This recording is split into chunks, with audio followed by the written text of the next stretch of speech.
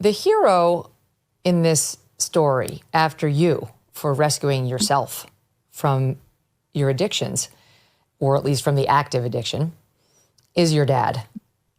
And I just, like, to me, I have such empathy for him because, Charlie, I will tell you that I lost my sister at age 58 2 years ago, a couple years ago. Sorry. And thank you. And she was an addict, and she had a lifetime of similar problems. With her, it started as a prescription pill that she was given.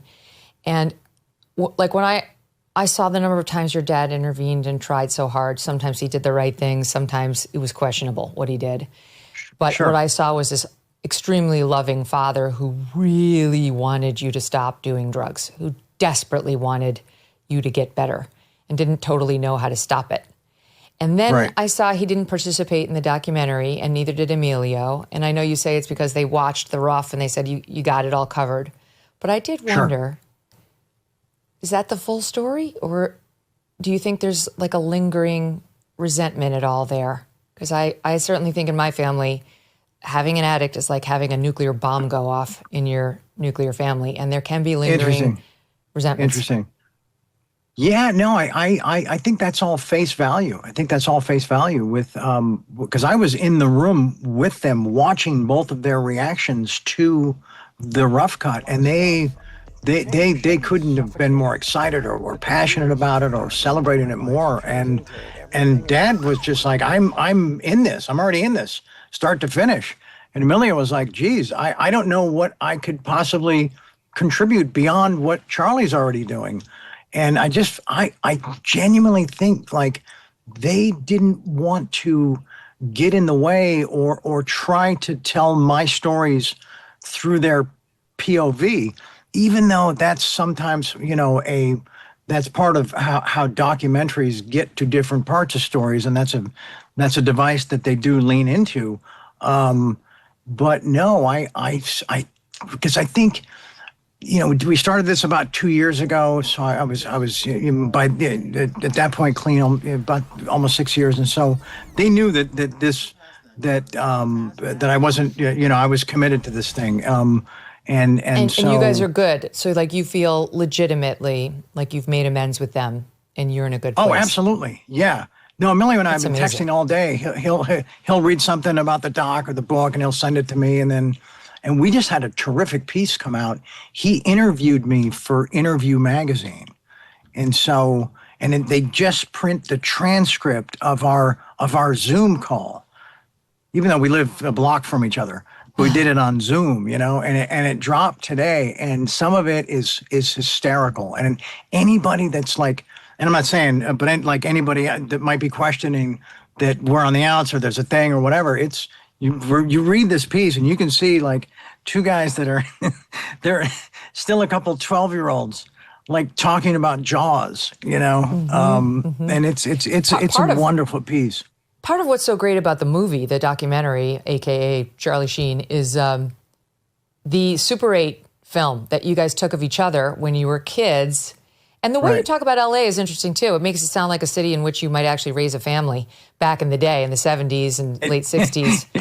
It used to be, yeah. Yeah, it used to be. It used to be more rural, you're describing, and that's why your dad and your mom chose to raise their family there. But you guys with the Super 8 videos, like pretend acting, like trying to be actors like your dad, and you were getting good at like the death scenes and the shooting up scenes. It was like pretty well done.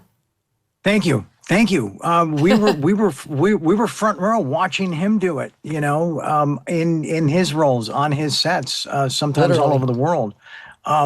There'd even be days, and this isn't in the doc, where I'd be with Chris Penn and I'd be messing around with a cap gun or a starter pistol or something, and Dad would be watching, and he would be like, doing a light workout just over in the other part of the yard or getting some sun or whatever. And there was one day when he said, "Hey guys, hold on a second." He says, "All right, if you guys are going to do it, let me show you how it's going to look better." And I got this little cap gun or starter pistol with blanks, and he says, "All right, Charlie, whenever you want, I'm going to be folding this towel. You shoot me, and I'll show you how a guy would respond, more realistically getting shot." he's gonna be pissed that I shared this, but it's really a cool memory in a moment. It's not in the doc, it's not in the book, but it's right here. That's awesome. And I turned on him and I fired a shot, and he took it, and it wasn't like this super crazy 5-minute dramatic death. He just buckled and then right on his back. And Chris and I were just like, oh my gosh. Okay. So now we had a template to work from. Now we had like a real pro who'd been shot on film like 1,000 times, showing us like, this is going to up your game. A lot of parents will sit down with their kids and help them with their homework. My dad was showing us like how to take a bullet. How to get and shot. A fake one. It's quite helpful. Pretty wild. Here's a tough one for you. Who is the better actor? Charlie Sheen, Martin Sheen, or Emilio Estevez? Wow. Gosh.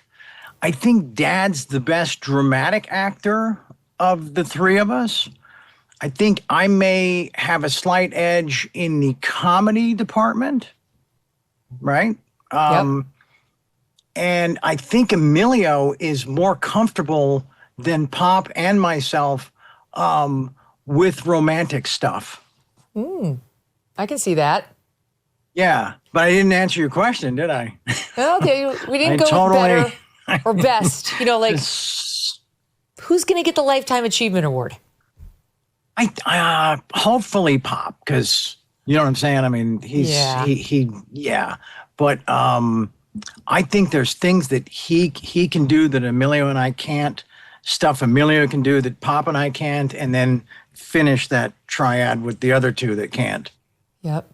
The scene, of course, in Wall Street with you and your dad. I told you not to get into that racket in the first place. You could have been a doctor or a lawyer. You write as follows. There are a few moments with Dad in that film that had flashes of promise from my end.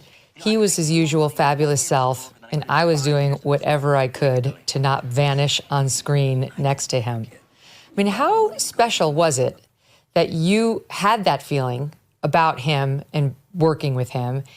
And in part, that was portrayed in the relationship, between Bud Fox and his dad in the movie itself. Right. No, it was an incredible experience. Little pieces of regret throughout that I could have been more present, that I could have been just more dialed in, more professional. I think what's covered nicely in the book is that, Platoon is still burning down the box office when we start Wall Street. And so there was like a lot of distraction. I wanted the party to keep going. And I think that I mentioned something about just wanting to be, playfully drunk on a fancy boat in tropical waters with beautiful women, not like working again, stuff like that. So there was a lot of distractions doing that. So some of the stuff with Dad, and he was well aware of it. And so he was, I think, just hoping for a more focused me. And that's why I talk about doing my best to not vanish on screen next to him, but talent-wise, but also just where my head was at, And speaking of Wall Street, is it time? It's time. Okay, you know what? I think we should let's play SOT 51. This is a kid. Calls me 59 days in a row, wants to be a player. Ought to be a picture of you in the dictionary on our persistence kit. I just want to let you know, Mr. Gecko, that I've read all about you at NYU Business, and I think you're an incredible genius. I've always dreamed of one thing, and that's to do business with a man like you. What firm are you with, pal? Jackson Steinem. They're going places. Good junk bond department. You do the financing on that Janssen investment? Yeah, we're working on some other interesting stuff. Cosmetic company by any chance? What are you, 12th man on the deal team, last to know? I can't tell you that, Mr. Gecko. Great stuff. Is it true you don't look back fondly on that film, that you've only watched it twice? I liked that scene. Yeah. What's not to like? I mean, there's a lot going on there. There's some charm, there's some heart, there's some, Yeah, you know what? Maybe it's time I revisit this thing. You should, because I've seen it at least 20 times, and it's seriously, it's such a special film. I love the character arc of Bud Fox, and I think it totally captures what happens to young guys on Wall Street to this day. My husband actually wrote a book called Ghosts of Manhattan, and it's all about this exact issue. And I thought you just completely portrayed it. You nailed it. And the relationship that you have with your dad in the film is just the chef's kiss on top. When inflation jumps, when you hear the national debt is over $37 trillion, do you ever think maybe now would be a good time to buy some gold? Well, you'd be right. Whether as a hedge against inflation, peace of mind during global instability, or just for sensible diversification, Birch Gold Group believes every American should own physical gold. And so they created something special. Until September 30th, if you're a first-time gold buyer, Birch Gold is offering a rebate of up to $10,000 in free metals on qualifying purchases. To claim eligibility and start the process, request an info kit right now. Just text MK to 989898. Plus, Birch Gold can help you roll an existing IRA or 401k into an IRA in gold, and you're still eligible for a rebate in free metals of up to 10 grand. So make right now your first time to buy gold and take advantage of a rebate up to $10,000 when you buy before September 30th. Text MK to the number 989898 to claim your eligibility and get your free info kit. Thanks so much for watching. If you like what you just saw, hit the subscribe button for more clips and full episodes.